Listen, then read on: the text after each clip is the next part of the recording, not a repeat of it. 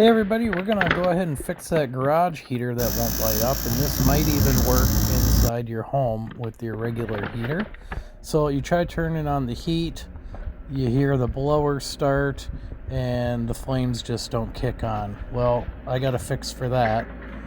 So get up to your heater, you want to take that side panel off, and there's actually a light in there that blinks and gives you a code. So you're going to want to check that code. So we got 3 blinks in succession there. So you can check your panel, and in this case 3 flashes are for a pressure switch being open or closed, and I find that's my most common code that I get. Happens once or twice every winter.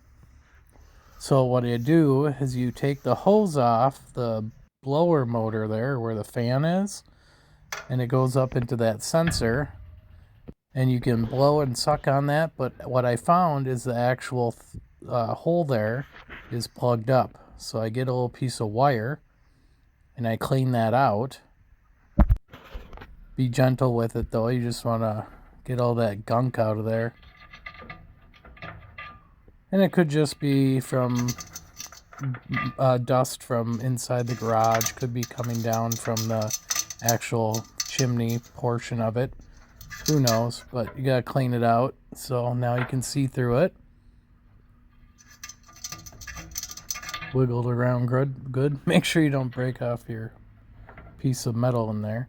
And give that a suck or a blow, and you'll hear that sensor click, that pressure sensor.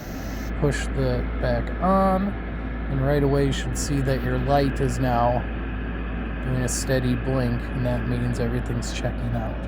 So let's go ahead and see if we fixed it. Make sure to like and subscribe. We got more DIY fixes for you. Save you a boatload of money, then you don't have to call in the HVAC professionals.